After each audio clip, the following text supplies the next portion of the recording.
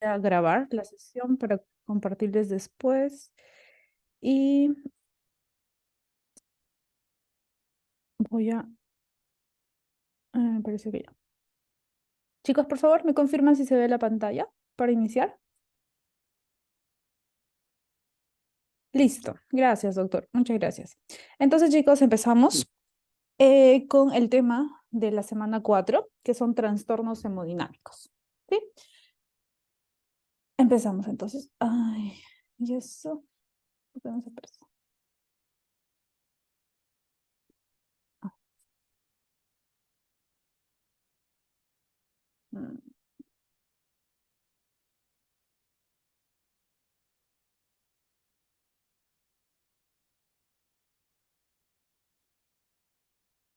compartir.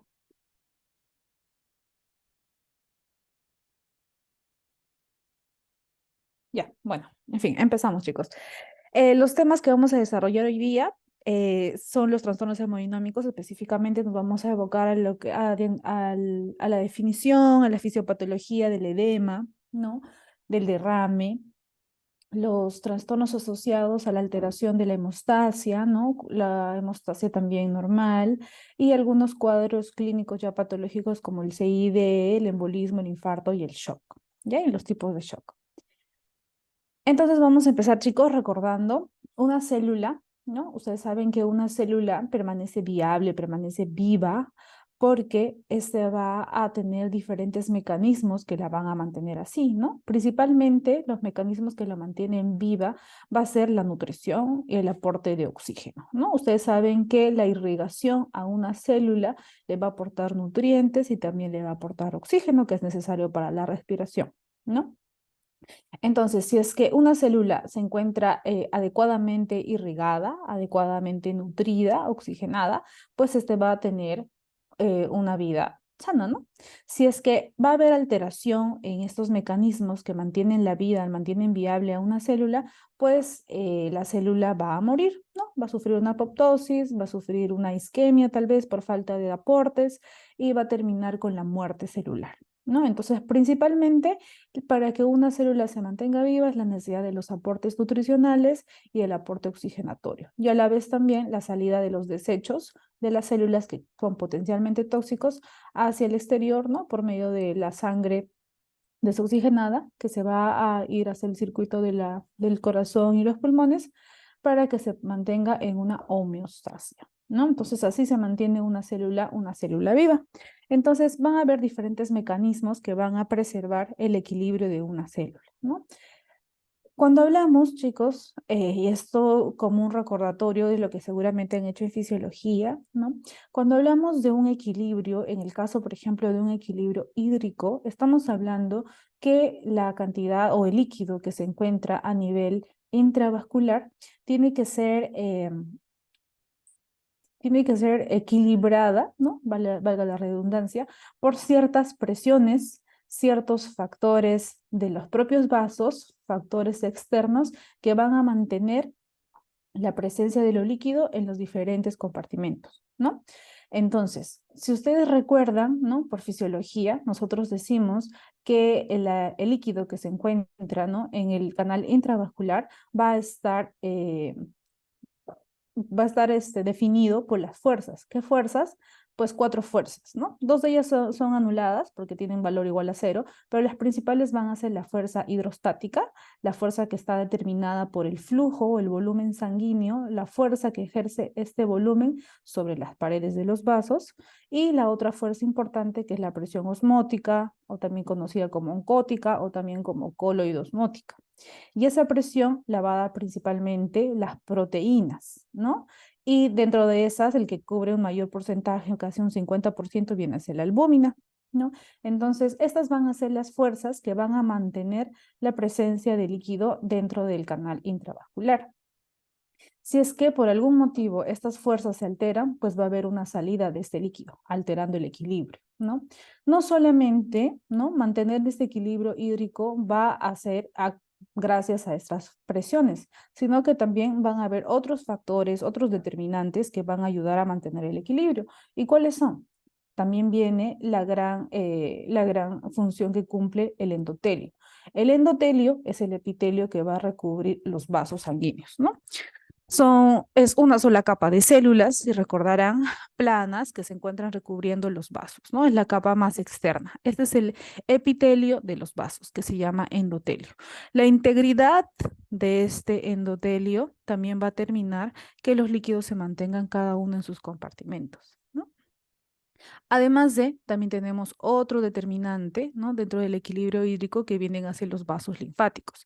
Estos vasos linfáticos van a también cumplir una función y su función principal es de reabsorber la cantidad de líquido que sale, que generalmente en cada intercambio gaseoso que se da, cada intercambio eh, o el cambio de presiones que se va a dar a nivel capilar, por ejemplo, va a haber cierta salida de un líquido, ¿no? Siempre hay salida de un líquido. Este líquido, que generalmente es en pocas cantidades, siempre va a ser absorbida por los vasos linfáticos, por los ganglios y bueno, esto se va al conducto torácico, ¿no? Entonces también este va a mantener el equilibrio de la presencia de un líquido a nivel intersticial, es absorbida por los vasos para seguir manteniendo, ¿no? El correcto porcentaje o ocupación de los líquidos en los compartimentos, ¿no? Entonces, para mantener el equilibrio hídrico es necesario que todos estos determinantes, todos estos factores se encuentren siempre, eh,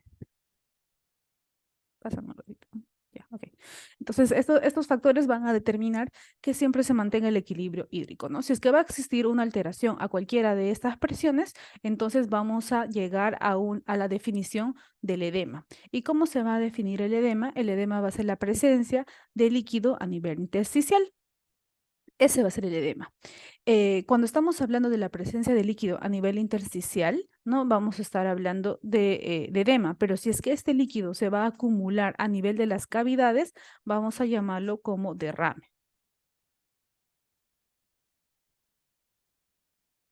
¿Sí? Pero ya estoy en la segunda diapositiva. A ver, ahí sí se nota, chicos, que pasé a la siguiente. Seguimos en el índice, doctora. Ah, no. Uy, a ver, a ver. Gracias por avisarme, chicos. Qué extraño.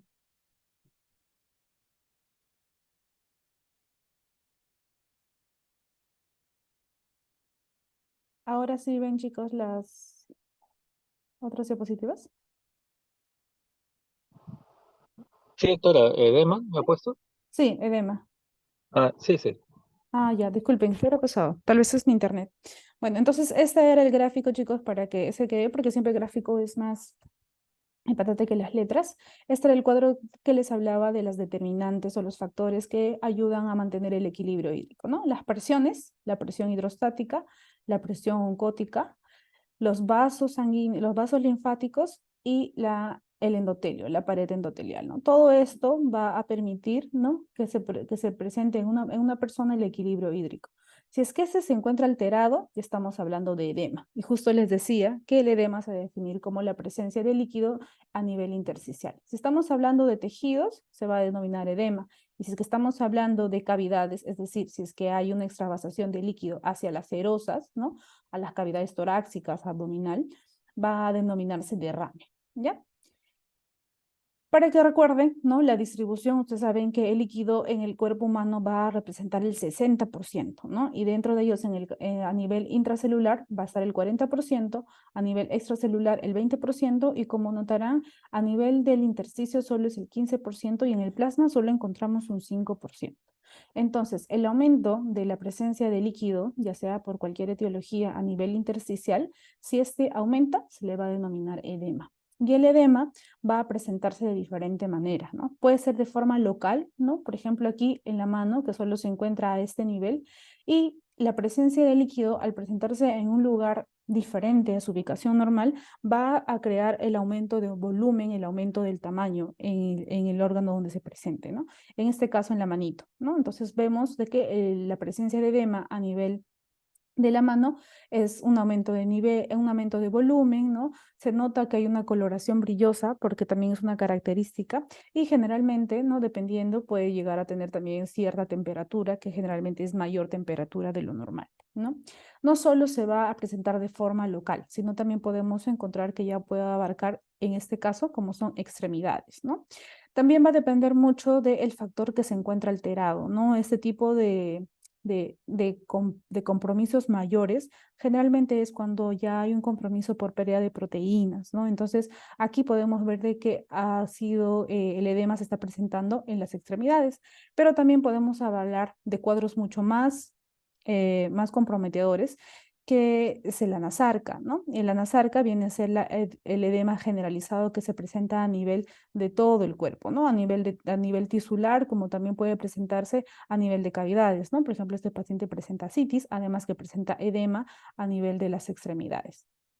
Ahora, la ubicación también del edema va a determinar cuán aparatoso o no es el cuadro clínico, ¿no? Si estamos hablando de la presencia de edema a nivel de la mano, probablemente es un caso en el cual se puede hacer un manejo mucho más sencillo, ¿no? Y de fácil evolución. Pero si estamos hablando de un cuadro de edema a nivel cerebral, por ejemplo, ¿no? A nivel pulmonar, son ya ubicaciones que tal vez no dependen mucho de la cantidad o la extensión, pero sí el compromiso del órgano, ¿no? Si estamos hablando de un edema a nivel cerebral, probablemente es una complicación mucho más aparatosa y puede llevar a la muerte del paciente, ¿no? Entonces también depende mucho de su ubicación. Entonces, ya teniendo en mente, ¿no? Los 4 determinantes o los factores del equilibrio hídrico, si es que existe una alteración a cualquiera de este nivel, a cualquier nivel, va a producirse el edema. Y entonces el edema va a tener estas etiologías, ¿no? Como dijimos, la presión hidrostática es la fuerza que se va a encontrar, ¿no? El flujo sanguíneo que se encuentra en los vasos es la fuerza sobre la pared, ¿no? Sobre las paredes de los vasos. Esa es la presión hidrostática. Si es que esta presión hidrostática se encuentra alterada, entonces lo que va a producir es la salida de este líquido hacia el intersticio. Y van a existir enfermedades que van a propiciar ese aumento de volumen, ¿no? Tenemos enfermedades cardiovasculares, enfermedades renales, ¿no? Enfermedades en las cuales aumenta el volumen. Entonces, al aumentar el volumen intravascular, aumenta la presión intravascular. O sea, aumenta la presión hidrostática. Y al aumentar la presión hidrostática, va a haber salida, ¿no? De líquido hacia el exterior. Cuando hablamos de enfermedades en las cuales va a estar disminuida, ¿no? La presencia de las proteínas, la proteína más representativa, que es la albúmina, ¿no? Por ejemplo, cuadros en los cuales hay una alteración en el hígado, ¿no? Alguna hepatopatía en la cual hay menor síntesis de proteínas, o tal vez una enfermedad renal en la cual hay pérdida de proteínas. Entonces la presión que se encuentra ejerciendo esas proteínas a nivel intravascular se va a encontrar disminuida. Entonces, al haber esa alteración de disminución, también la mayor fuerza hidrostática hará de que salga este líquido hacia el intersticio, ¿no? Entonces, todo esto es en contraparte, porque la presión hidrostática y la presión oncótica deberían estar siempre en equilibrio, ¿no? Nulos, iguales, para que no haya salida de ningún tipo de estos. Otra de los factores que también mencionamos que eran determinantes del equilibrio hídrico eran los vasos linfáticos y los ganglios, ¿no? Entonces, si estos vasos linfáticos no están absorbiendo, ¿no? La salida de los líquidos, la pérdida de los líquidos que se da durante el intercambio, entonces no va a haber una reabsorción y puede llegar a acumularse de poco en poco varias cantidades, ¿no? Las etiopatogenias, las que son más frecuentes, vienen a ser, por ejemplo, las neoplasias, ¿no? Y también algunas enfermedades infecciosas. En las neoplasias tenemos, por ejemplo, ¿no? Chicos, seguramente habrán visto alguna vez algún paciente o habrán leído o escuchado de los pacientes que tienen cáncer de mama, ¿no? Por ejemplo, pacientes que tienen cáncer de mama suelen hacer metástasis a niveles regionales, o sea, ganglios regionales axilares, ¿no? Entonces, el compromiso de un ganglio, ¿no? Ya implica que este no cumpla su función normal. O incluso después de las operaciones, ¿no? Cuando se realiza una operación por cáncer de mama, se extirpa el órgano y también se extirpa los ganglios linfáticos, justo porque les digo que tiene una alta tasa de metástasis a este nivel. Entonces, al sacar todo este sistema linfático, ¿no? Tanto vasos como ganglios, ya está limitando a que esa zona no tenga un drenaje. Entonces, el drenaje que se realizaba a nivel axilar ya no va a encontrarse porque ha sido extirpado por vía quirúrgica, ¿no? Entonces, probablemente el brazo, ¿no? Parte de la zona del tórax vayan a ser zonas donde se presenten edema. Y justo esa es una de las complicaciones que se va a dar en estos pacientes, ¿no? Pacientes que son posoperados, postmastectomizados, tienen edemas a nivel de los miembros superiores, ¿ya? Justo por eso, porque no hay un adecuado drenaje linfático, ¿no? Enfermedades infecciosas, la más conocida y la imagen que están viendo viene a ser la filariasis, ¿no? Felizmente no es una enfermedad que tenga, no es enfermedad endémica aquí en nuestro país, ¿no? Es más, una enfermedad endémica en África, en la cual, al ser una enfermedad infecciosa, lo que hace es llegar o atacar a los ganglios linfáticos, al sistema linfático de los vasos linfáticos y producen cierta fibrosis. Entonces, al producir fibrosis a este nivel, hacen de que no cumpla su función, ¿no? De absorción y de drenaje. Entonces, esas zonas se van a encontrar obstruidas y por ende, esas zonas donde no van a derivar, ¿no? La reabsorción de los líquidos va a producir este edema tan grande que se da en los miembros inferiores generalmente, que se conoce como elefantiasis, ¿ya? Otra etiología, ¿no? La cual produce edema, pues viene a ser la retención de sodio. Ustedes saben que un compartimento que tiene una alta cantidad de soluto, ¿no? Es decir, de sal, ¿no? De sodio en este caso, tiende a jalar el líquido, ¿no? A contener o mantener el líquido. Entonces, si es que estamos frente, por ejemplo, a una insuficiencia renal, a una enfermedad renal en la cual se retiene sodio, ¿no? Hace de que ese medio se vuelva mucho más hipertenso, ¿no? O sea, mayor cantidad de concentración de soluto. Entonces, por ende, lo lógico es de que se retenga agua para que se pueda diluir. Entonces, al retener agua para que se pueda diluir, está conllevando que haya un aumento de la presión, el aumento de la presión hidrostática por aumento del volumen. Entonces, cuando hay aumento de la presión hidrostática, hay salida de líquido, ¿no? Entonces, el aumento, la presencia alta de sodio hace que se retenga agua y también a su vez produzca edema, ¿ya? Entonces, también es otra causa.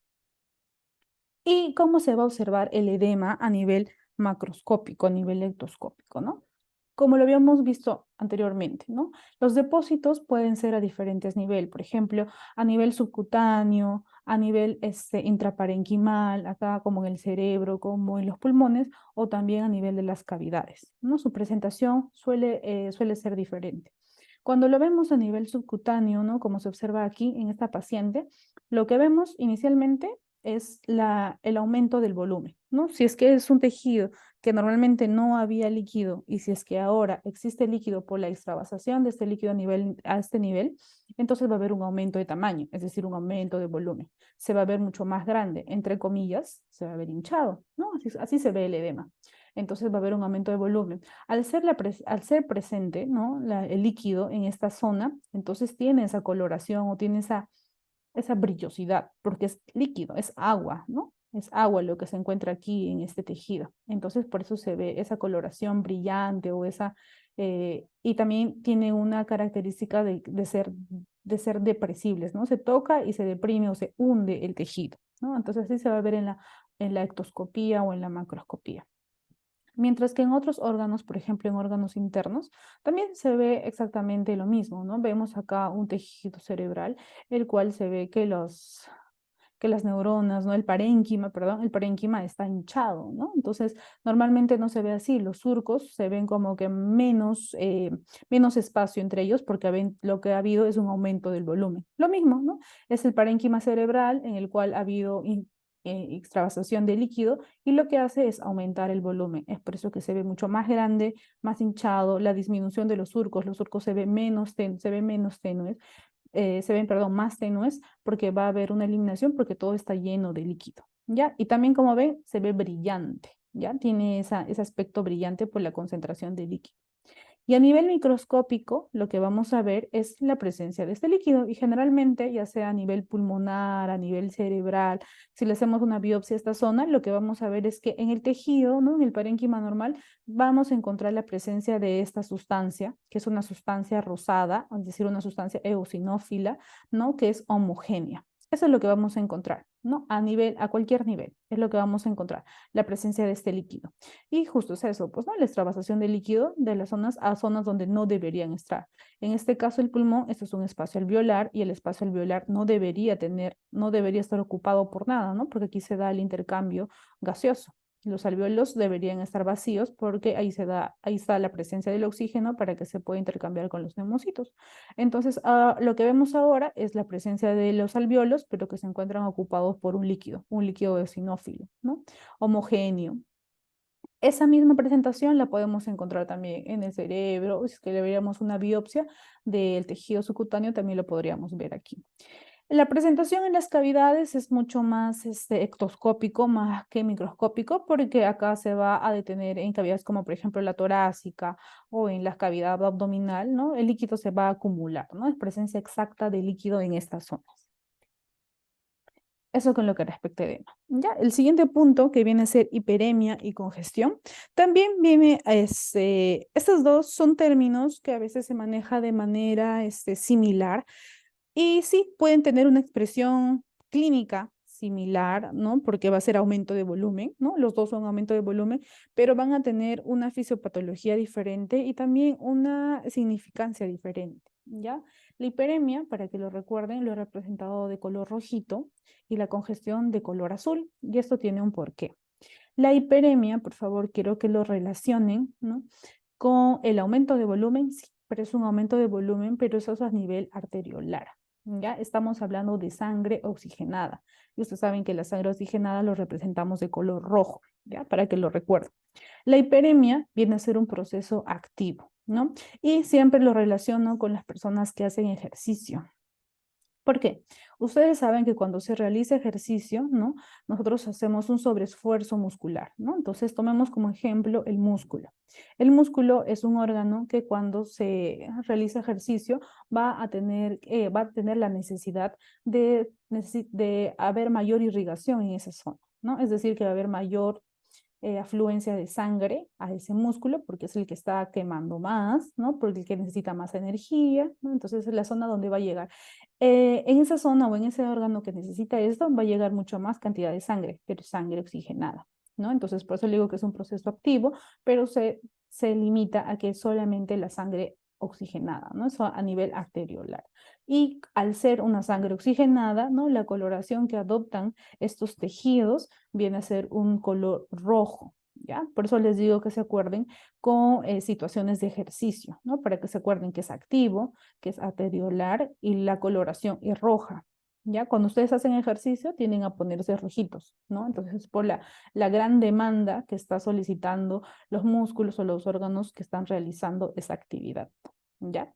Lo mismo pasa, por ejemplo, cuando alguien come, ¿no? Ustedes saben que la sangre va a viajar hacia el estómago, ¿no? Hacia ese órgano para que se pueda dar la digestión. Entonces, si nosotros lo viéramos a nivel macroscópico, probablemente durante la digestión, como hay migración de sangre, ¿no? De mucha mayor sangre a ese órgano, pues probablemente podríamos verlo así de color eritematoso o de color rojito, ¿ya? Entonces, esto de acá se relaciona con el hiperemia, ¿ya? Para que se recuerde.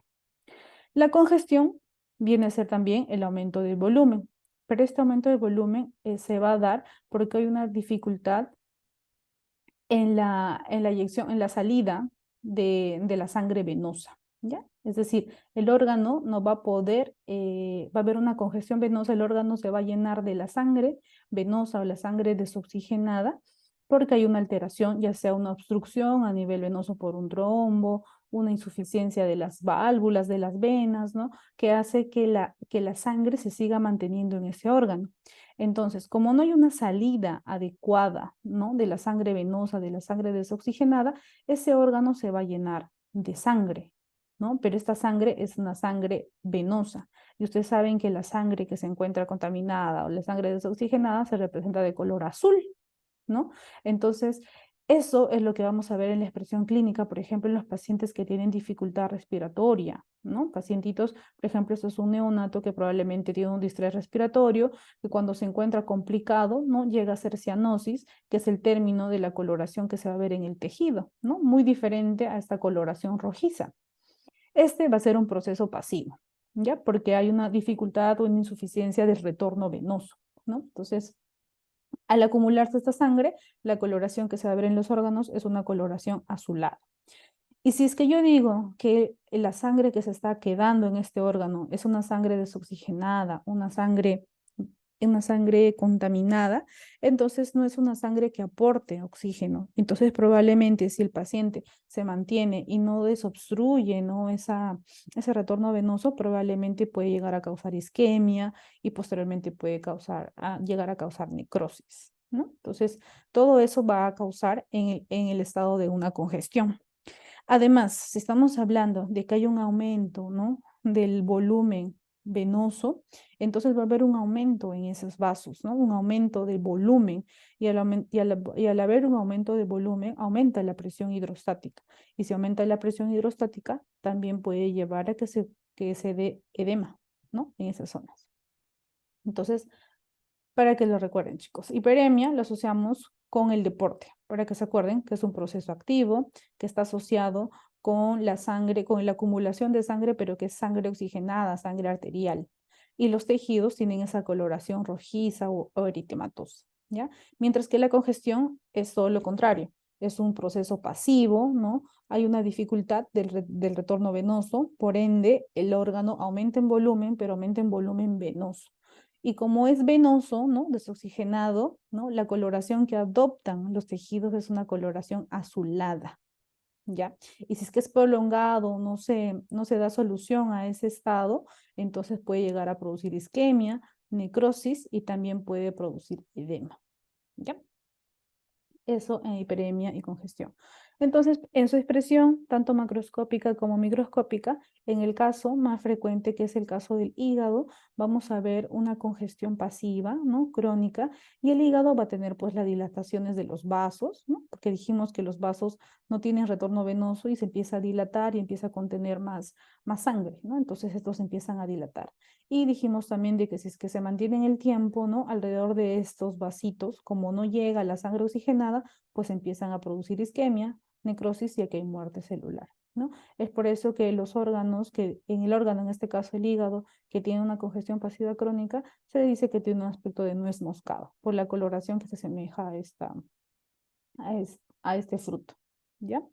Y en la microscopía, ¿no? Lo que vamos a ver es eso, la presencia de la sangre en los sinusoides hepáticos, ¿no? Y esto que son los vasos que están dilatados y alrededor de ellos vamos a encontrar la necrosis, ¿no? Alrededor de la vena centrolobular vamos a encontrar la necrosis. Eso es lo que se va a observar en la microscopía. Y en el caso del pulmón, por ejemplo, que también es otro órgano en el cual puede producirse esto, lo que vamos a encontrar es un aumento en los vasos capilares, ¿no? Un aumento en los vasos capilares y estos vasos capilares van a estar llenos, ¿no? Por así decirlo, llenos, recargados, ¿no? De sangre venosa en este caso, ¿ya? Cuando estamos hablando de congestión pulmonar. Hasta ahí con lo que respecta a edema, hiperemia y congestión. Ahora vamos a ver el otro punto, que es la hemostasia. La hemostasia se va a definir como, como como todos los mecanismos que van a aportar para que en el organismo no se produzca el sangrado. Es decir, frente a un daño, frente a una injuria que puede llegar a producir hemorragia, se tiene que contrarrestar esto, se tiene que contrarrestar esto y formar un coágulo sanguíneo. Eso es lo que se define como hemostasia, ¿no? Los diferentes procesos fisiológicos que conllevan a formar un coágulo sanguíneo para evitar el sangrado, ¿ya? ¿Y qué es un coágulo sanguíneo? Un coágulo sanguíneo viene a ser el objetivo, ¿no? Principal de diferentes mecanismos, que viene a ser una hemostasia primaria y una hemostasia secundaria. Y para esto vamos a tener diferentes actores que van a llegar a formar hasta el final un coágulo sanguíneo. Y es importante por eso estas tres imágenes que les pongo, que es los principales determinantes que ayudan a formar un coágulo sanguíneo. Tenemos al hígado, porque el hígado es el órgano que va a sintetizar principalmente todos los factores de coagulación que van a intervenir en la hemostasia. Tenemos el dibujo de la médula ósea, ¿no? Que es lo que se encuentra en la parte interna del huesito largo. La médula ósea, ¿por qué? Porque aquí van a haber unos elementos que vienen a ser las plaquetas que también van a contribuir a formar el coágulo sanguíneo. Y lo que tenemos aquí, y es uno de los más importantes, vienen a ser los vasos sanguíneos, especialmente el endotelio, que ya les dije que es el epitelio de los vasos sanguíneos. Estos van a cumplir muchas funciones, diversas funciones, y son los principales efectores para que se pueda llegar a conseguir un coágulo sanguíneo, ¿no? Que es la finalidad de la hemostasia. Entonces, recordamos, ¿cuáles son los principales determinantes para que se produzca la hemostasia o para que se pueda conseguir finalmente un coágulo sanguíneo? Las plaquetas, las células endoteliales o el endotelio vascular y los factores de coagulación. Todos ellos van a intervenir para formar un coágulo sanguíneo y evitar el sangrado. Entonces, acá tenemos estos gráficos. Ya toda la bibliografía, chicos, es del Robbins. En el examen las preguntas son del Robbins, ¿no? Es el libro base. No hay nada más, no hay nada más rebuscado ni estudiado sobre estos temas. Ya, así que todo está basado, toda la exposición también está basada en ese, las preguntas también están basadas en el Robbins. ¿Ya? Entonces, ¿cuáles van a ser los principales mecanismos que se van a dar frente a un daño vascular, ¿no? Esto es un vaso sanguíneo que puede causar, puede tener o sufrir un trauma, ¿no? Este trauma puede ser externo, puede ser interno también, ¿ya? En el cual, al haber un daño, ¿no? A nivel endotelial, como aquí estamos viendo, un daño a nivel endotelial, lo que ocurre en primera instancia o lo que ocurre inmediatamente viene a ser la vasoconstricción. Y la vasoconstricción viene a ser un reflejo neurógeno, en el cual lo que se hace es que las células musculares y el vasito sufran un vasoespasmo, es decir, se contraigan para tratar de cerrar la zona de la lesión y evitar la salida de la sangre a través de esta, ¿no? Entonces, esa vasoconstricción inicial, que es un acto reflejo inmediato, pero también es transitorio, va a depender también mucho del vaso que se encuentra comprometido, ¿no? Si tenemos un vaso pequeño, un vaso de calibre mediano tal vez, la vasoconstricción en un vaso de calibre mediano puede dar o puede ayudarnos a ganar tiempo para que se puedan activar los demás factores. Pero, como les digo, es transitorio. Normalmente, ¿no? Se da la vasoconstricción, se da el espasmo y puede ser momentánea la pérdida, ¿no? Pero si estamos hablando, por ejemplo, de un vaso súper pequeño, no un capilar, ¿no? Tal vez probablemente una vasoconstricción pueda ser suficiente para evitar que se pierda sangre, ¿no? Entonces, en esta vasoconstricción, en este vasoespasmo, además de que se da las contracciones para evitar la salida de sangre, también van a haber otras sustancias que van a intervenir, como es, por ejemplo, la endotelina. Y esta endotelina va a estar formada por las células endoteliales. ¿Ya? Entonces ellas también liberan y contribuyen a que se dé esta vasoconstricción para evitar la salida de la sangre. Como les digo, si es un vaso mucho más grande, un vaso que tiene un gran aumento de la presión del flujo, ¿no? Probablemente puede solamente ser momentáneo y no va a ser suficiente para evitar el sangrado. Entonces se van a activar los diferentes mecanismos para evitar el sangrado, ¿no? Entonces ahí estamos dando pase a la hemostasia primaria. ¿Cuál es la finalidad principal de la hemostasia primaria? Es formar el tapón plaquetario, ¿ya? Ese es el principal objetivo de la hemostasia primaria, la formación del tapón plaquetario. Entonces, recuerdan que a través de los vasos, ¿no? Se encuentra el flujo sanguíneo a través de ellos y a través de ese flujo sanguíneo, ese torrente sanguíneo, nosotros encontramos diferentes elementos de la sangre, ¿no? Encontramos las células que componen la sangre, encontramos los factores de coagulación, también se encuentran ahí, encontramos ciertos electrolitos, ¿no? Ciertas sustancias, glucoproteínas, fosfolípidos, etcétera. Cuando se da este daño endotelial, lo que va a ocurrir es que se va a exponer unas sustancias a este nivel. ¿Cuáles son? El colágeno y el factor de von Willebrand. Aquí creo que está mejor, aquí, ¿no? Esta es la célula endotelial y esta es la célula endotelial. A este nivel es donde se ha producido la lesión, ¿no? Entonces, cuando se produce la lesión, salen estas células endoteliales y se va a quedar el tejido subendotelial, que es donde se expresan o donde se exponen estos factores, principalmente el factor de von Willebrand y también el colágeno. Estas dos sustancias van a ser las responsables y van a activar, ¿no?, la agregación plaquetaria, ¿no? Como les decía, las células se encuentran transcurriendo a través de ese flujo sanguíneo y al percibir la presencia de este factor y del colágeno, pues estas van a tener afinidad por medio de unos receptores, ¿no? Entonces, lo primero que van a viajar a estas zonas para evitar el sangrado, pues van a ser las plaquetas, ¿ya? Y estas plaquetas tienen esta forma, así como lo están viendo. Tiene una forma ovoide, una forma discoide, ¿no? Así dice en la teoría. Y estas plaquetas, como todas las células, tienen unos receptores, ¿no? Este receptor, importante que lo conozcan, el GP1B, que es el receptor de la membrana de las plaquetas, es el que va a tener la afinidad y es el que se va a unir al factor de von Willebrand. Factor de von Willebrand que ha sido expuesto por el daño endotelial, ¿no? Entonces se une. Otra plaqueta también reconoce, por medio de su receptor, se unen, ¿no? Entonces empiezan a unirse todas las plaquetas con el factor de von Willebrand y también se unen al colágeno, que también está expuesto, ¿no? Se empiezan a unir y entonces se va a dar la adhesión plaquetaria. Pero no es lo único que ocurre en la hemostasia primaria. Además de eso, ¿no?, todas las sustancias van a inducir de que estas plaquetas, ¿no?, además de otras sustancias que también se encuentran como el ADP, por ejemplo, empiezan a transformar esta plaqueta. Y esta plaqueta ya no va a tener esta forma, sino se va a transformar en una forma espiculada, ¿no? Así más o menos como en esta imagen. Se le producen unas proyecciones, salen de la misma plaqueta unas proyecciones como espículas, como bracitos, y además aumenta su área, se vuelven más grandes, ¿no? Para que pueda ser mucho mejor la adhesión entre ellas y puedan tapar esa zona de la lesión, ¿no? Entonces empiezan a tener una transformación en su morfología, ¿ya? La forma cambia, ya no es discoide, sino va a tener esa forma espiculada.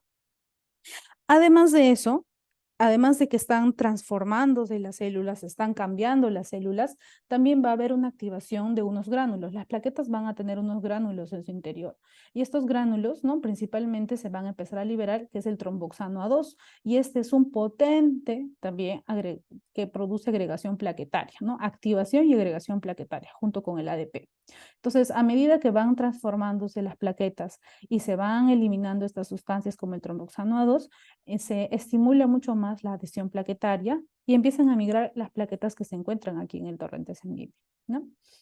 Ahora, no es solo eso, también a su vez, ¿no?, vamos a ver ahorita cuando se activa la cascada de la coagulación, porque todo esto, chicos, todo este mecanismo de hemostasia, tanto primaria como secundaria, se va a dar de forma, todas en conjunto, ¿no? Inicia la vasoconstricción y a la vez ya está iniciando la hemostasia primaria y también la secundaria.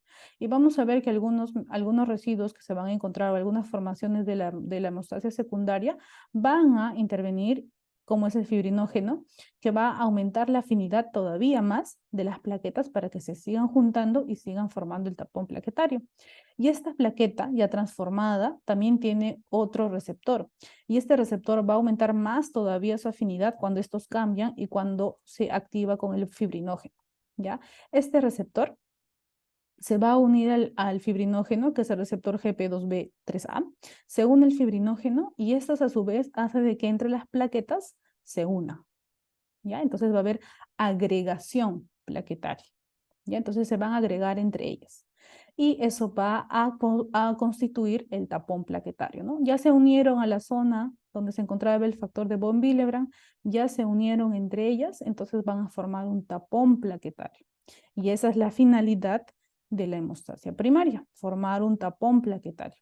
Ahora, este tapón plaquetario no es suficiente para evitar el sangrado, ¿no? Entonces, ¿qué es lo que necesita? Necesita lo comparan como el cemento, ¿ya, chicos? Estas plaquetas que están unidas unas sobre otras son como los ladrillos, ¿no? Los ladrillos que están unidos uno encima de otro sin cemento. Entonces, para que estos sean más estables, ¿no?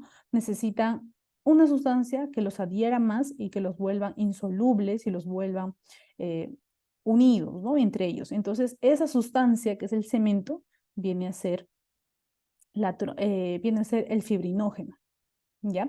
Entonces, esa es la finalidad, ¿no? Cuando forman las plaquetas, sus uniones, van a necesitar de esos cementos para que al final pueda constituir un coágulo sanguíneo o un trombo que sea estable, que sea insoluble y pueda calmar o pueda ayudar a que ya no se pierda sangre, ¿ya? Cuando hay una lesión vascular. Entonces, eso es la hemostasia primaria, la formación del trombo plaquetario, nada más, perdón, del tapón plaquetario, nada más, ¿ya? Entonces, decimos que solamente tenemos los ladrillos, ¿no? Entonces, ¿qué es lo que vamos a necesitar ahora? Es el fibrinógeno que va a activar a la fibrina para poder formar esta mallita, ¿no? Y al final constituir este tapón o este coágulo sanguíneo final que es estable, ¿ya? ¿Y eso cómo lo vamos a conseguir? Lo vamos a conseguir en la hemostasia secundaria. Aquí. La hemostasia secundaria. ¿Cuál es la finalidad de la hemostasia secundaria? Pues formar la malla de fibrina, ¿ya? ¿Y cómo se forma la malla de fibrina? La malla de fibrina lo vamos a obtener por medio de las vías o la cascada de coagulación, ¿no? Que así seguramente lo recuerdan. La cascada de la coagulación se va a dar por dos vías, ¿no? Bueno, en realidad tres vías. Una vía intrínseca, una vía extrínseca y una vía común o una vía clásica, ¿no? Entonces, esas son las vías de obtención. En realidad, la vía clásica o la vía común es la vía que va a obtener al final la fibrina, ¿no? Pero esta puede provenir de la activación de la vía intrínseca o la vía extrínseca, ¿no? Entonces, para recordar. Si estamos hablando de vía intrínseca, estamos hablando de la lesión, ¿no? La activación que se va a dar dentro del vaso sanguíneo, intrínseca, ¿ya? La activación, como hemos visto, ¿no? Se va a dar ya sea por una lesión o un daño, ¿no? Del endotelio, ¿no? Por la parte interna.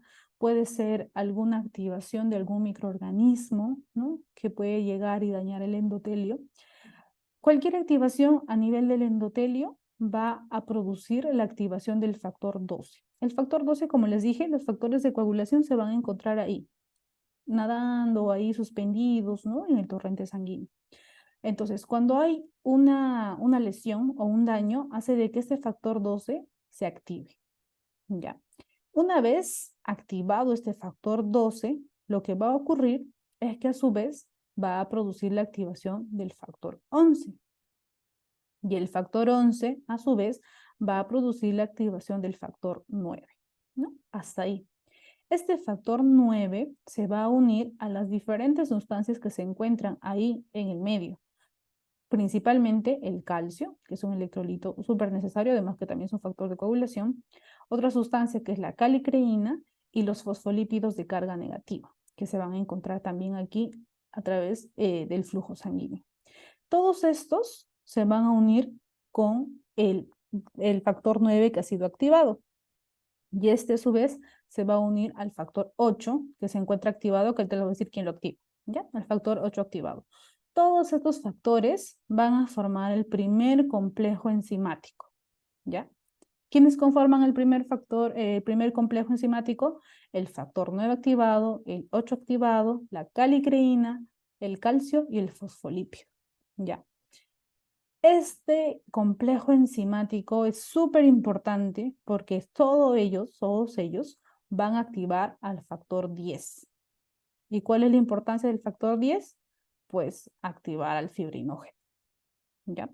Ahorita lo vamos a ver en la vía común. Hasta ahí, ¿ya? Para que lo recuerden quién activa al factor 10. Eso es cuando se da en la vía intrínseca, cuando hay una lesión intravascular.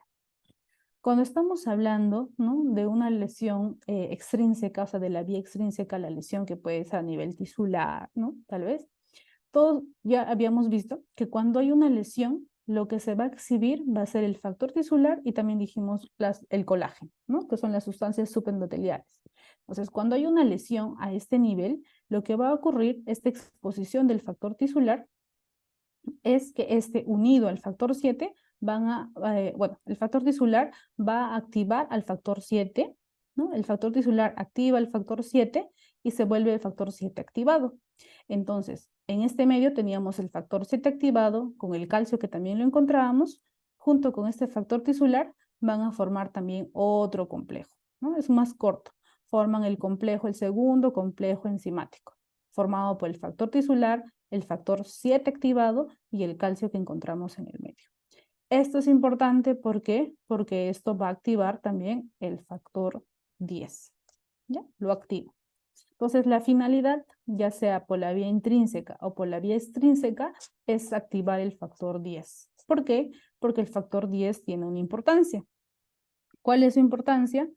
Que va a convertir la protrombina en trombina. Y la importancia de Ya, lo sé, la pero es que trombina. ya doy ahorita. simplemente vamos a saludar. ¿Vas a salir? Chicos, Ya, está bien. Me da pena Ya. la reunión tampoco. chicos, pueden apagar su micro, por favor. Hombre, que tenga otro. Fácil, me encontré esto en economía. Me dijeron que ya, voy a volver rápido. Si ves que hay una lista. No. Ya, chicos, ¿terminaron de conversar?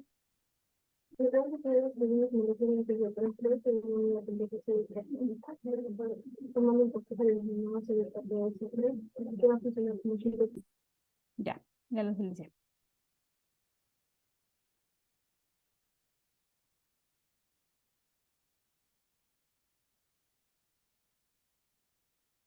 Ya, entonces, al final, los complejos enzimáticos que se obtienen tanto por la vía intrínseca como por la vía extrínseca, lo que quieren en común es activar el factor 10, ¿no? Entonces, una vez activado el factor 10, va a activar la protrombina en trombina y a su vez el fibrinógeno en fibrina, que es la finalidad de la hemostasia secundaria, ¿ya? Entonces, ahora, cuando nosotros activamos el fibrinógeno, ¿no? Lo que vamos a tener van a ser monómeros de fibrina, ¿no? Es decir, como hilos delgados de fibrina. Estos hilos delgados de fibrina, al unirse al tapón plaquetario, realmente no le van a dar la estabilidad que necesita, ¿ya? Es por eso de que la fibrina, ¿no? Se empieza a juntar entre ella y empieza a producir polímeros de fibrina, es decir, hilos más gruesos, hilos mayor redes de hilos alrededor del tapón plaquetario, formando polímeros de fibrina. Pero aún así, estos no son necesarios para estabilizarlo. Entonces, aquí va a actuar la trombina a nivel de todo prácticamente, ¿no? La trombina es una sustancia que va a activar o va a promover la coagulación, como también va a ayudar a la fibrinolisis, ¿ya? Va a cumplir muchas funciones, además de activar también ciertos factores, ¿no? El factor 8, el factor 5 que se encuentran a este nivel, a nivel sanguíneo, también son activados por la trombina. Además, la trombina va a tener una función principal que es activar al factor 13. Este factor 13 se convierte en factor 13 activado y es este factor 13 que junto con los polímeros de fibrina van a formar una malla de fibrina, es decir, una malla estable de fibrina. Esa malla estable de fibrina, ¿no? Es la que se va a unir a este tapón plaquetario y esto sí es considerado un coágulo sanguíneo estable y suficiente para evitar la pérdida de sangre, ¿ya? Entonces, esa es la finalidad de la hemostasia, ¿ya? Formar un coágulo y el coágulo está formado por el tapón plaquetario y por la malla de fibrina, ¿ya? Esa es la finalidad. Hay varias preguntas hasta ahí del examen. Ahora, como les dije, ¿no? Toda esta hemostasia, ¿no? Desde el inicio de la vasoconstricción, la hemostasia primaria, secundaria, es un mecanismo que tiene un feedback positivo, ¿no? Todo lo que se va produciendo va estimulando a su vez, ¿no? La trombina es una sustancia que también va a activar las plaquetas. Se une a las plaquetas a través de un receptor que es el PAR1, que va a ayudar a la agregación y activación plaquetaria, ¿ya? Así que por eso les decía, todo lo que se obtiene de la cascada también actúa sobre las plaquetas, contribuyendo a que se junten más plaquetas, ¿no? Vaya mayor activación, mayor agregación, estabilizando aún más el tapón plaquetario junto con la malla de fibrina y un trombo o un coágulo sanguíneo, ¿ya? A la vez que va sucediendo eso, ¿no? Entonces el mecanismo, el organismo, ya tiene su tapón plaquetario o su coágulo sanguíneo. Una vez que se forma esto, ¿no? Es necesario de que los mecanismos, ¿no?, de equilibrio dentro del vaso, ¿no?, no permitan de que este coágulo que se forma sea un coágulo que obstruya la luz arterial o la luz venosa, ¿no? O sea, un coágulo que se desprenda, ¿no? Entonces, eso es lo que no se quiere. Entonces, para eso, ¿no?, el endotelio, como les dije, va a cumplir con ciertas funciones, que son funciones antitrombóticas y fibrinolíticas. Y eso lo va a dar gracias a que el endotelio, ¿no?, va a producir una sustancia que es el activador del plasminógeno, que viene a ser un activador que va a convertir el plasminógeno en plasmina. Y plasmina es la sustancia que se va a encargar de producir la fibrinolisis, es decir, destruir el coágulo. ¿Por qué? Porque a la vez de que se va produciendo el coágulo sanguíneo, también acá se va restituyendo las células y se va reparando la lesión, ¿no? Donde se encontraba la lesión. Entonces, una vez ya restituida esa zona, el coágulo ya no es necesario. Como les digo, es necesario que se destruya ahí para que estas no se puedan desprender y formar émbolos, ¿no? Además, el endotelio, como les digo, dentro de su actividad antitrombótica y fibrinolítica, va a expresar diferentes sustancias. Por ejemplo, ¿no?, como les dije, el activador del plasminógeno tisular, que va a convertir el plasminógeno en plasmina para la fibrinolisis, también produce otras sustancias, que son las prostaciclinas y el óxido nítrico. Estas sustancias también van a impedir que se agreguen más plaquetas, ¿no? Entonces, contribuye al efecto antitrombótico. ¿Qué más? Las células endoteliales también van a expresar un receptor que es la trombomodulina, que se va a unir, miren, ¿con qué? Con la trombina, otra función de la trombina, ¿no? ¿Para qué? Para que se pueda activar la proteína C y forme un complejo con la proteína S y puedan inhibir los factores, miren, el 5 y el 8, que formaban parte para poder activar el factor 10. ¿No? Y también otras sustancias que se parecen, tienen una molécula muy similar a la heparina que también impiden la formación del coágulo, ¿no? Entonces, todos estos efectos son efectos gracias a las células endoteliales, ¿no? Entonces, esto también es a veces considerado como la hemostasia terciaria, ¿no? Una vez que se forma el coágulo, ese también tiene que ser diluido y destruido, ¿no? Hasta ahí. ¿Ya? Entonces, una vez que ya conocemos y repasamos lo que es la hemostasia, que es la formación del coágulo sanguíneo, podemos a partir de esto derivar dos patologías si es que se altera cualquiera de estos mecanismos. Es decir, si no funciona la hemostasia, ¿no?, por alteración a cualquier nivel, entonces vamos a estar frente a un trastorno hemorrágico. Si es que en la hemostasia se produce, ¿no?, en los coágulos sanguíneos, pero se producen y no se contrarresta esta formación, pues vamos a estar frente a un trastorno trombótico, ¿no? Entonces tenemos las dos balanzas, los dos lados, ¿no?, patológicos que van a derivar de una alteración de la hemostasia, ¿no?, primaria o secundaria, ¿no?, cualquiera de ellas. Entonces, eso es lo que vamos a revisar ahora. Los trastornos que van a derivar de la alteración de la hemostasia, ¿no? Entonces, tenemos los trastornos hemorrágicos por un lado y los trastornos trombóticos por otro lado. Los trastornos hemorrágicos, pues va a ser cuando hay una alteración en la hemostasia primaria o secundaria que impide la formación del coágulo sanguíneo. Es decir, si no hay formación del coágulo sanguíneo, entonces se va a producir hemorragia, ¿no? Si es que la alteración es a nivel de la hemostasia primaria, entonces sabemos que en la hemostasia primaria, ¿quiénes actúan? Actúan las plaquetas, ¿no? Y también actúa ahí el colágeno y también actúa el factor de von Willebrand, ¿no?, que era lo que veíamos en la hemostasia primaria. Entonces, si hay una alteración a este nivel, pues se va a dar una hemorragia. Lo bueno de que, entre comillas, lo bueno, ¿no?, de la alteración, es decir, la hemorragia, cuando hay una alteración a nivel de la hemostasia primaria, las lesiones que se expresan clínicamente van a ser lesiones más delicadas, entre comillas, bueno, dependiendo de la zona también de ubicación, como por ejemplo las hemorragias que se denominan petequias o púrpuras, que son lesiones muy pequeñas, ¿no?, de sangrados, ¿no?, a nivel de vasos pequeños, ¿no? Miden a lo máximo la púrpura de 3 milímetros, ¿no? Así se va a ver en la expresión clínica, ¿no?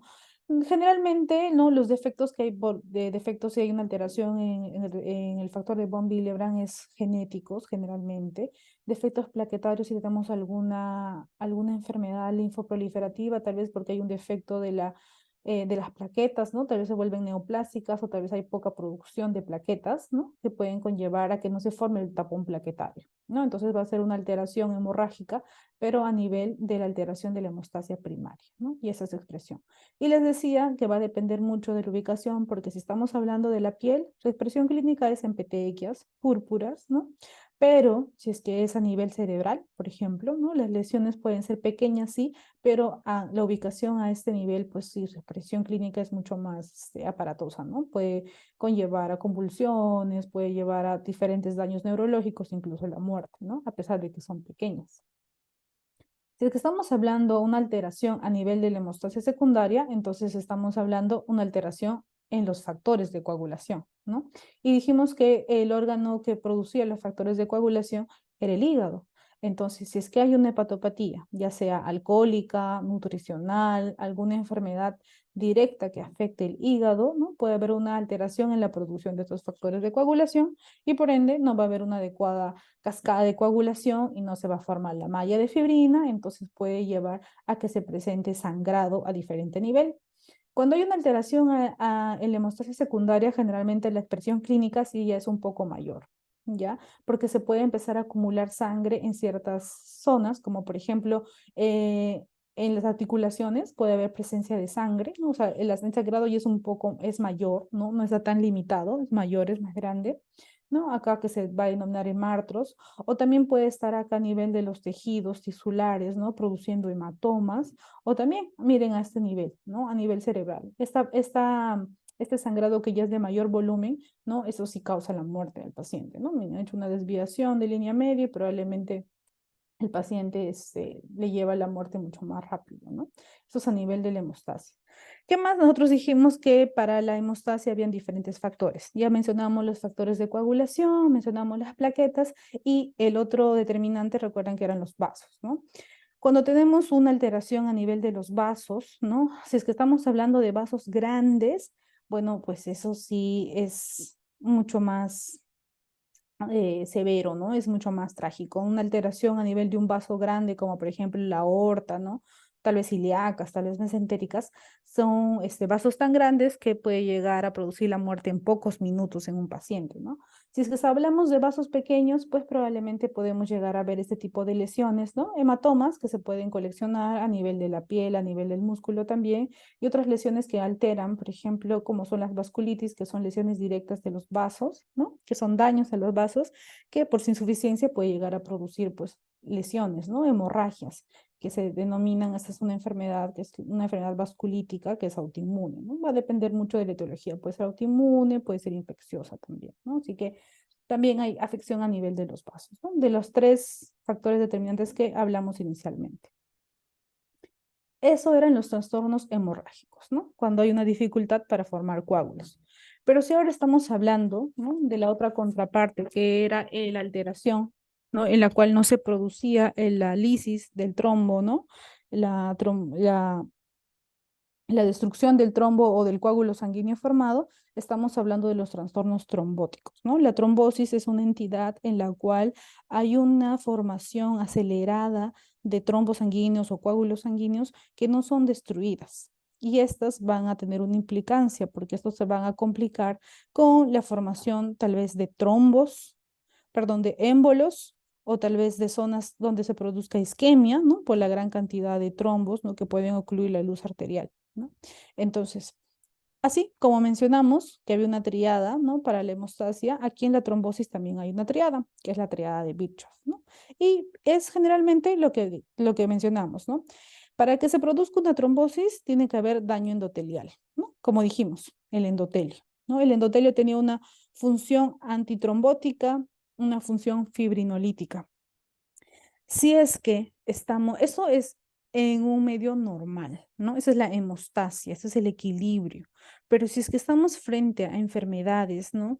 Enfermedades que son infecciosas, enfermedades inflamatorias, pueden cambiar las funciones del endotelio, Entonces, si es que hay un daño endotelial, pero hay un daño endotelial en una enfermedad, es decir, hay algo subyacente, no una patogenia de fondo, entonces estas células endoteliales ya no van a cumplir la función. Va a haber daño endotelial, pues empezará a formar el coágulo sanguíneo, pero hay nada, no va a haber nada que se oponga o destruya ese trombo. Entonces va a producirse de manera descontrolada el trombo o el coágulo sanguíneo, ¿no? Entonces, recordamos, les dije que la hemostasia normal, ¿no? La hemostasia terciaria, entre comillas, que es conocida, los efectos trombóticos y antitrombóticos y fibrinolíticos de las células endoteliales, va a haber una oposición, ¿no? Dijimos que la trombomodulina era un receptor que se expresaba en el endotelio, que se unía a la trombina para disminuir la formación del trombo. Entonces, como esto está dañado, ¿no? Las células endoteliales se encuentran dañadas porque están en un cuadro patológico, entonces va a haber menor expresión de la trombomodulina. Va a haber menor expresión de la proteína C, que se unía con la proteína S, ¿no? Entonces, todas estas sustancias, al disminuir, va a seguir conservándose o va a seguir produciéndose el trombo, ¿no? Y los efectos antifibrinolíticos que tenían las células endoteliales, ¿no? Las células endoteliales, aparte de que producía el activador el activador del plasminógeno, también había un inhibidor del plasminógeno. Entonces, lo que va a hacer es aumentar la secreción de este inhibidor de plasminógeno. Entonces, no va a haber destrucción, no va a haber producción de plasmina, y la plasmina era la que destruía la fibrina. Entonces, se ha invertido, ¿ven? Porque está en un cuadro patológico. La función endotelial ha sido alterada y todos estos cambios que se van a producir van a contribuir a que se siga formando el trombo, ¿ya? Y no se destruya. ¿Qué más? Otro dentro de la triada de Virchow para producir la trombosis, también es el flujo anómalo, ¿ya? Cuando nosotros tenemos, ¿no? Imaginemos una enfermedad de fondo, que por ejemplo una fibrilación auricular, ¿no? O tal vez eh, una alteración en el flujo laminar normal. Es decir, en el vaso sanguíneo se va a encontrar la sangre que fluye de forma laminar. Y eso quiere decir que va al centro del vaso sanguíneo. La sangre no se une o no choca con las paredes de los vasos. No, nunca choca, ¿ya? Porque si chocara cualquiera de las células que están viajando a través del vaso, si chocara con el endotelio, se activaría y se empieza a activar la cascada de coagulación, ¿ya? Entonces, lo normal en nuestro organismo es que la sangre fluya de forma laminar sin chocar las paredes de los vasos. Pero si estamos frente a una fibrilación auricular en la cual se producen turbulencias, es decir, ya no es un flujo laminar, o si es que estamos frente a una placa de ateroma, ¿no? Que produce una elevación y eso produce turbulencias, entonces esto va a llegar a que las células choquen con las células endoteliales y se desencadene la coagulación, ¿no? Entonces aquí también va a producirse los coágulos sanguíneos, ¿no? Y por último, ¿no? Otro de los determinantes para que se produzca la trombosis es la hipercoagulabilidad, ¿no? Esto está asociado a otras enfermedades, ¿no? Las principales enfermedades suelen ser secundarias, ¿no? Es decir, pacientes que tienen, por ejemplo, depósitos, o sea, se encuentran postrados, ¿no? No, el flujo no es tan continuo, entonces los factores de coagulación que viajaban sobre él se van a ver sobreestimulados. Entonces, el paciente va a entrar en un estadio en el cual va a haber una sobreestimulación y la sangre va a tener esa tendencia a coagularse, ¿no? Porque tal vez hay éstasis, es decir, hay estancamiento de la sangre, ya sea por causas, ¿no? Esas causas que es el cáncer, que es pacientes postrados, pacientes tal vez con enfermedades neurológicas que hacen que el paciente se encuentre postrado y no tenga movimientos. Entonces, en esos pacientes pueden llegar a producir una sobreestimulación y tener una hipercoagulabilidad, una tendencia a la hipercoagulabilidad, ¿ya? Los trastornos primarios o las causas primarias son menos frecuentes porque esas generalmente están asociados a procesos genéticos o enfermedades genéticas, ¿ya? ¿Y cómo se va a ver? Macroscópicamente y microscópicamente, pues en la trombosis lo que va a haber es la formación de trombos, es decir, de coágulos, ¿no? Entonces, lo que se va a ver es un objeto, una masa sólida, ¿no? Que se va a encontrar a nivel vascular.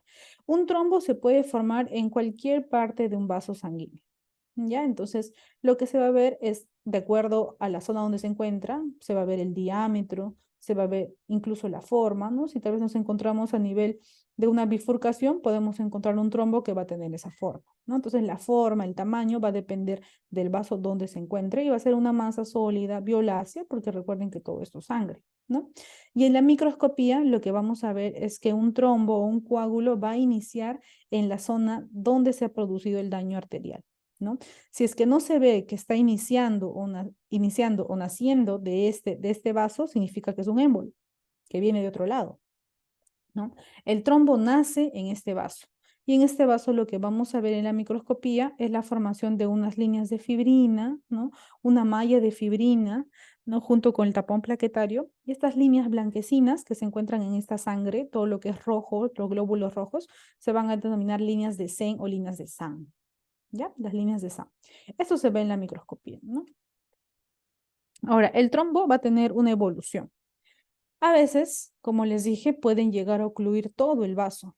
Y este vaso que está ocluido, al inicio, ¿no? Empieza las plaquetas a adhesionarse, las fibrinas empiezan también a adherirse, ¿no? Y toda esta fase es una fase inicial que es la fase de propagación. Esta fase es con la finalidad de evitar el sangrado, pero no es una fase que tenga que perdurar. Esta fase necesita ser destruida, ¿no? Por los efectos fibrinolíticos que ya dijimos que se desencadenan por el estímulo de las células endoteliales, ¿no? Entonces, primero hay una fase de propagación en la cual se adhieren todas las plaquetas, ¿no? Se adhieren la fibrina, ¿no? Y se forma el trombo o el coágulo.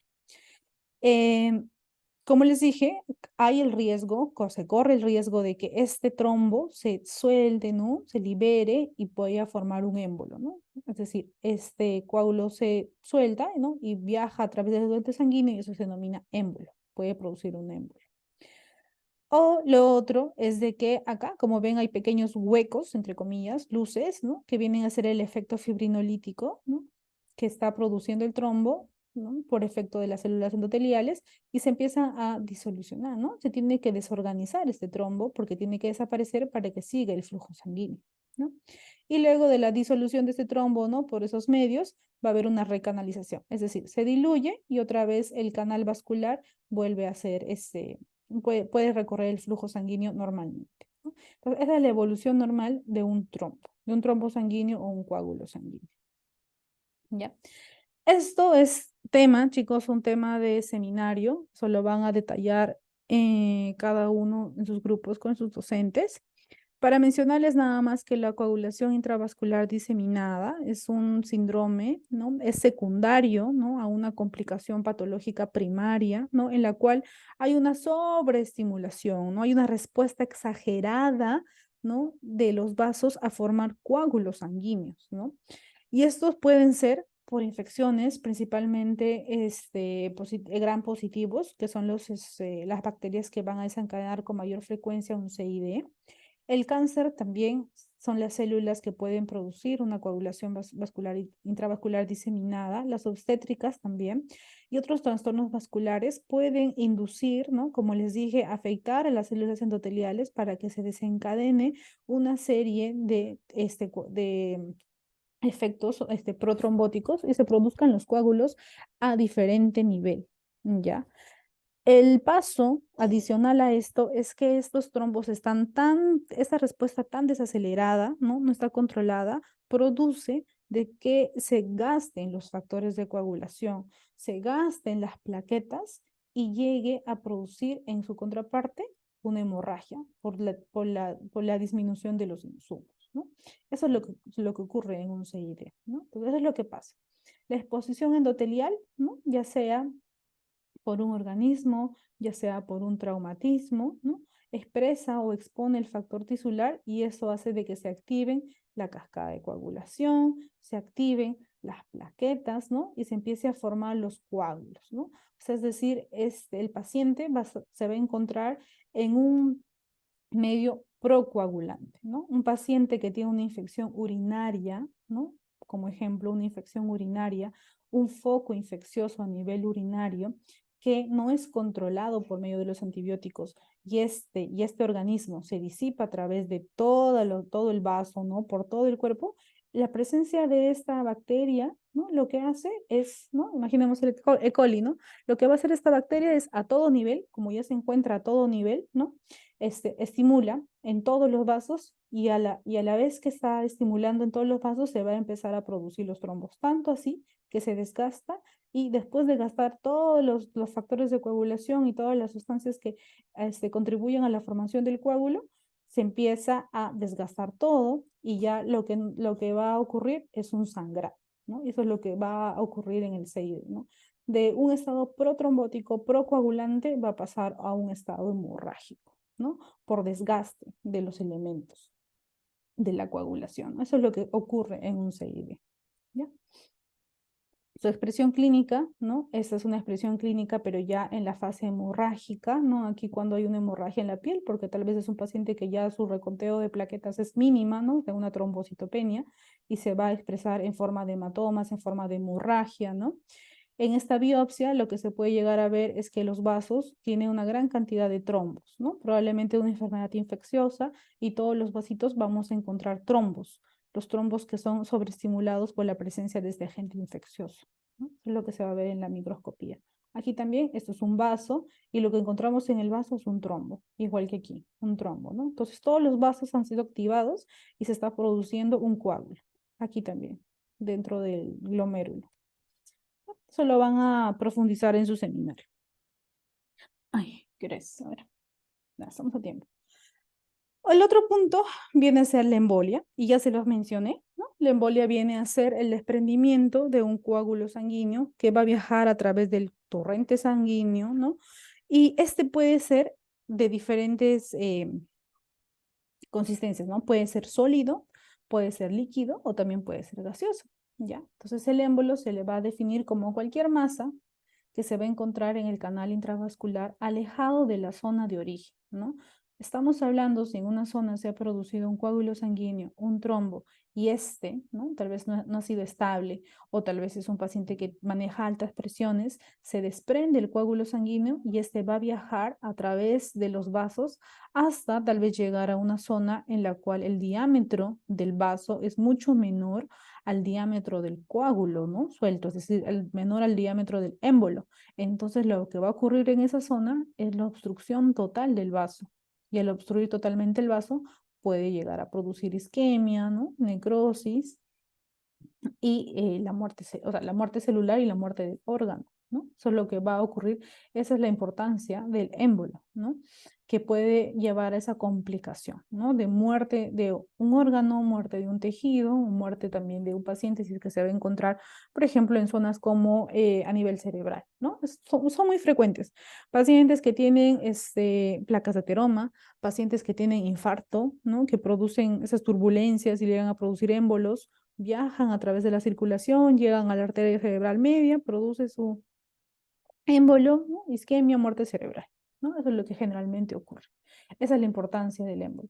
Y como les decía, este émbolo puede ser de diferentes etiologías, ¿no? Puede ser, como les dije, sólidos, ¿no? Los coágulos, que ya hemos mencionado casi en toda la clase, como también pueden ser émbolos grasos, ¿no? Y estos émbolos grasos se va a ver en la microscopía como el vaso, ¿no? Con la presencia de adipocitos, ¿no? No es normal que en un vaso sanguíneo yo vea adipocitos, ¿no? Grasa, no es normal. Incluso a veces se puede ver con otros elementos. ¿Y de dónde viene esta grasa?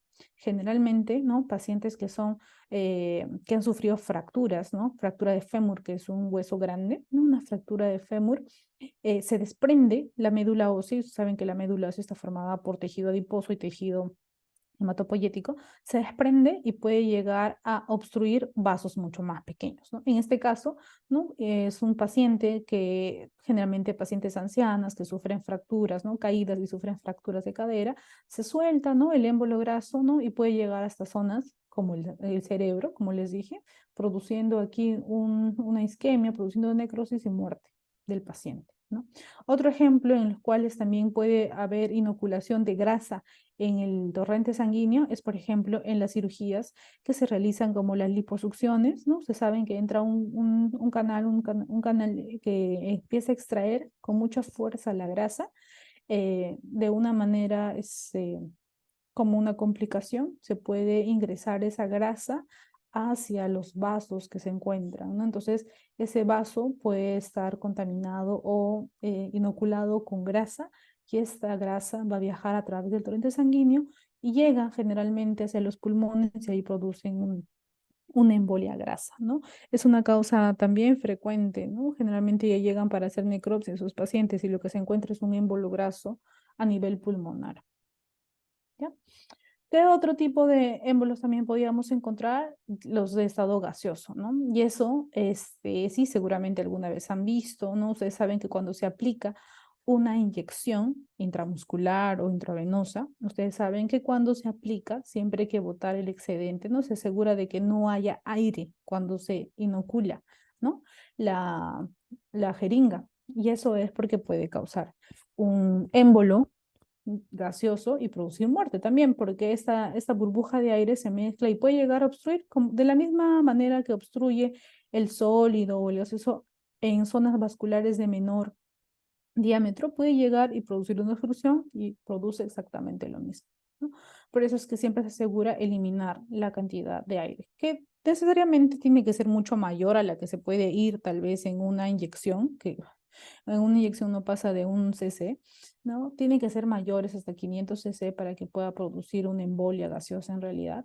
O también, por ejemplo, en algún accidente traumático en el cual hay una ruptura tal vez de las costillas, de la parrilla costal, ¿no? Hay una perforación, ¿no? Hay una perforación traumática y el aire que se encuentra en los pulmones puede ingresar tal vez a los vasos también de esa manera. O las personas que practican los buzos, que se meten a grandes profundidades, también pueden sufrir de este tipo de embolia, ¿ya? Una embolia gaseosa. Otro tipo de embolia que es menos frecuente, pero es más mortal, ¿no? Es el embolia de líquido amniótico, ¿no? Cuando se está produciendo el parto, cuando hay una ruptura, tal vez una ruptura uterina o tal vez durante la cirugía donde hay un compromiso de una arteria, ¿no? Y hay inoculación directa de líquido amniótico a esa arteria, puede llegar a producir una embolia de líquido amniótico, ¿no? Y lo que se va a encontrar ya son elementos mucho más grandes en el vaso, como son, por ejemplo, restos de queratina, ¿no? Restos incluso a veces de meconio en el vaso. Eso sí causa la muerte inmediata. Es una complicación obstétrica. ¿Ya? Entonces acá tenemos otro punto que es el infarto, ¿no? Y el infarto se va a denominar como la necrosis isquémica. Ya ustedes saben que la isquemia es la falta de irrigación a un órgano o tal vez a una zona o una zona parcial de un órgano que se va a complicar, ¿no? Que generalmente lo que va a causar ahí es la muerte celular porque va a haber falta de irrigación, ¿no? Y este puede ser arterial, es decir, porque hay una oclusión arterial, falta de irrigación arterial, o también por alteración de drenaje venoso, ¿no? Entonces acá tenemos las dos contrapartes y se va a caracterizar una y otra por la coloración específicamente, ¿no?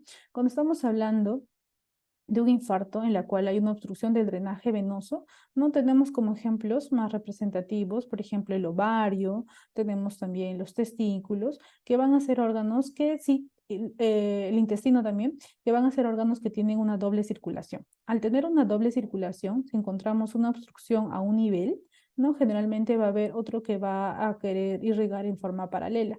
Entonces, si es que hay una obstrucción del drenaje venoso, la sangre se empieza a acumular en este órgano y como ya sabemos, la sangre venosa tiene esta coloración oscura. Es por eso que el color de este órgano se ve así, de color violáceo, de color azulado, ¿no?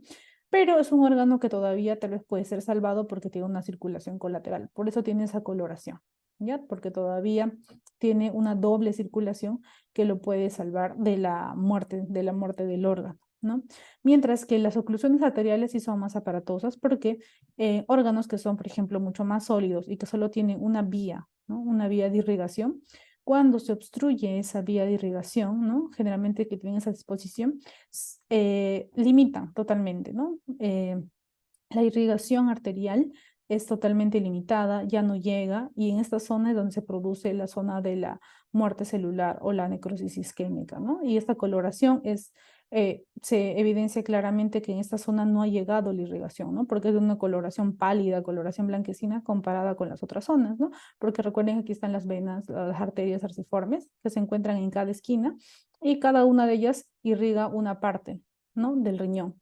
Esta zona, ¿no? Está obstruida, ¿no? Por algún motivo, la arteria que se encuentra aquí y toda esta zona ha producido una muerte celular, ¿no? Una necrosis isquémica. Entonces tenemos esos dos tipos, por la oclusión arterial y por el drenaje venoso. Y cuando estamos hablando de un infarto, también va a haber factores determinantes para que este pueda ser de una evolución más severa o una evolución tal vez más simple, ¿no? Que puede ser más rescatable. Y eso se va a deber también a las características que va a poseer el órgano que se va a enfrentar a esta isquemia. Y eso va a ser por la anatomía de la vascularización, como lo que dijimos hace un momento, ¿no? Un órgano que tal vez tiene una circulación colateral, una circulación paralela, ¿no? Pues normalmente va a ser un órgano que no va a sufrir de una necrosis isquémica, ya que va a haber, si es que se encuentra obstruida una de las zonas de irrigación, pues la otra va a poder suplir esa deficiencia, ¿no? Entonces van a ser órganos que tal vez no pueden llegar a ser, va a haber una pérdida total del tejido, ¿no? Como por ejemplo el corazón, ¿no? Si se encuentra obstruida una de las arterias, como tienen irrigación colateral, pues felizmente estas zonas pueden irrigar esas zonas también, ¿no? Entonces no va a haber una pérdida total del órgano, todavía se puede recuperar, ¿no? Igual que la velocidad de la oclusión. Si es que la oclusión, ¿no? Es intempestiva, ¿no? Que ocluye, digamos, el 100%, ¿no? Del vaso arterial, pues evidentemente el infarto va a ser inminente, ¿no? La muerte de esa zona va a ser inminente.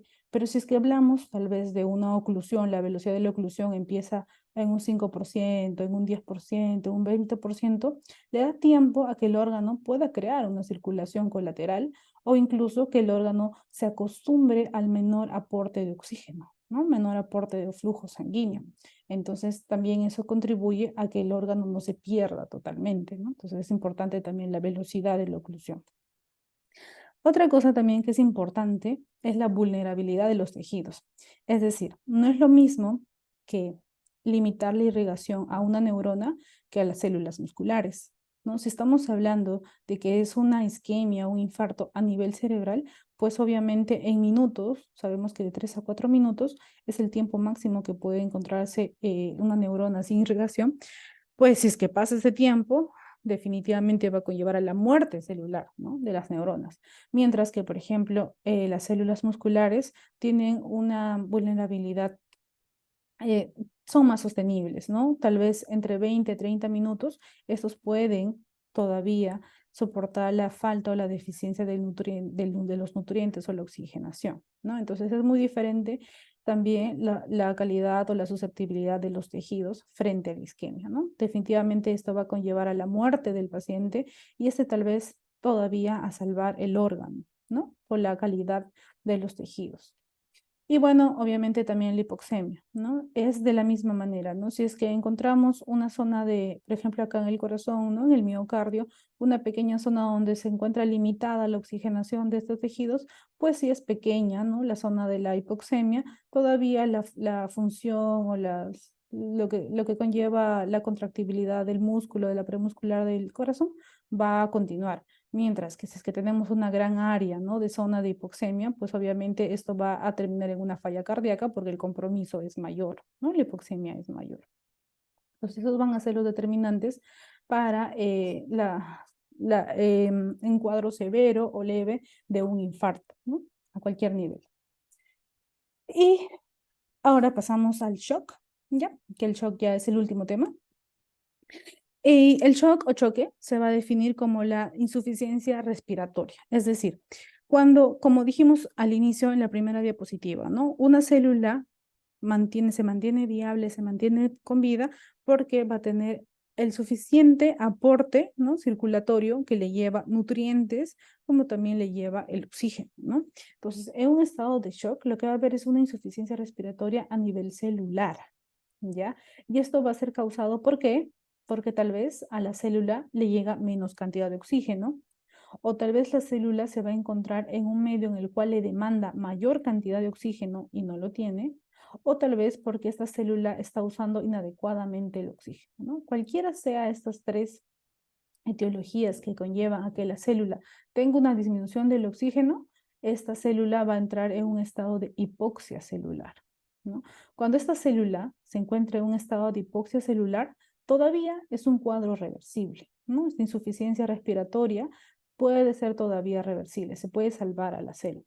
Pero si es que esto, cualquiera de estos mecanismos, no es contrarrestado, no es solucionado, entonces la hipoxia celular va a pasar, como ya saben, a muerte celular, ¿no? Y ustedes saben que la muerte celular va a conllevar a una muerte del tejido, a la muerte de un órgano, y esto complica y puede llegar a producir una disfunción de todos los órganos, ¿no? Entonces, esto es lo que define a un shock, ¿ya? Un shock o un shock.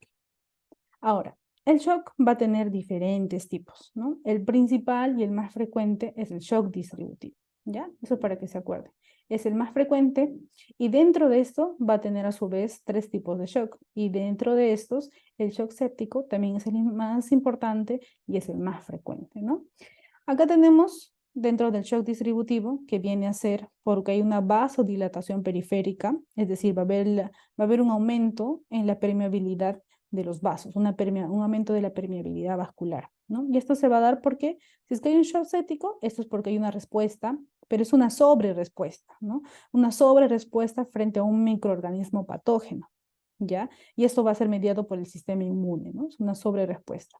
Si es que estamos hablando de un shock anafiláctico, pues generalmente eso también va a ser por una sobrerespuesta, también una sobrerespuesta, pero frente a un alergeno.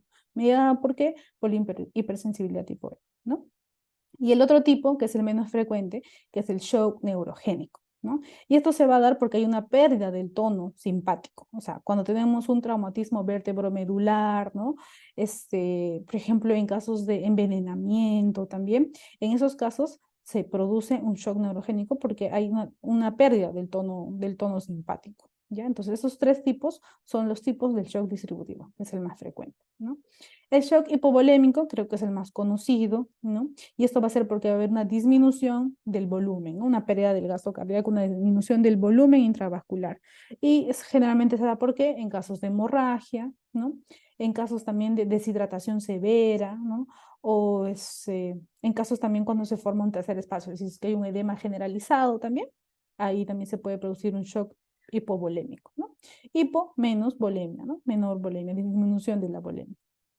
Los otros tipos son el shock cardiogénico, que como su propio nombre lo dice, esto va a ser porque hay una falla cardíaca, es decir, la falla es a nivel del corazón, ¿no? Específicamente, como por ejemplo un infarto. El infarto agudo de miocardio puede llegar a producir un shock cardíaco. ¿Qué más? Por ejemplo, cuando hay alteraciones de las válvulas o cuando hay tal vez alteraciones del ritmo cardíaco, también va a producir, puede llegar a producir una falla cardíaca y un shock cardiogénico, ¿no? Y el otro tipo que es el shock obstructivo, que esto va a ser por una alteración en la precarga y la postcarga. Ejemplo, cuando tenemos un neumotórax, por ejemplo, un neumotórax a tensión, ¿no? Va a aumentar las presiones. Esto puede dificultar que, por ejemplo, el corazón pueda producir sus movimientos, ¿no? De contracción, de eyección. Entonces, al impedir estos movimientos, no va a llegar la sangre, ¿no? O sea, va a haber una alteración en la precarga. Y tampoco va a haber salida, porque estos no pueden producir los movimientos de contracción, ¿no? Y relajación normalmente. Entonces va a haber una alteración en la precarga y también una alteración en la postcarga, ¿no? Entonces eso es un ejemplo de shock obstructivo, cuando hay una alteración de la precarga y la postcarga, ¿ya? Eso, chicos, con lo que respecta a shock y a trastornos hemodinámicos, ¿no? ¿Tienen alguna consulta?